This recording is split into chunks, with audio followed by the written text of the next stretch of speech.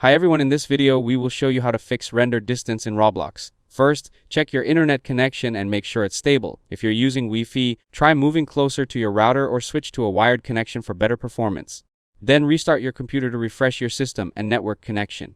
Now open settings on your PC, then click apps from the left side. Next, select installed apps. Here, search for Roblox. Once you find Roblox Player, click the three dots next to it. Then click Uninstall and confirm the removal. Now click the three dots next to Roblox Studio and select Uninstall as well. After both applications have been removed, go back to your desktop and press Windows plus R to open the Run dialog. Now type %temp% and click OK. Select all the files and delete them. If some files are currently in use, simply skip them.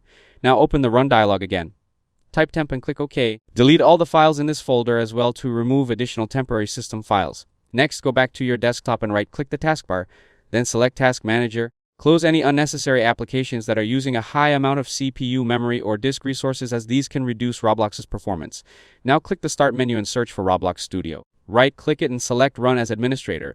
Then search for Roblox Player, right-click it and also select Run as Administrator. Now open Google Chrome. Click the three dots in the top right corner.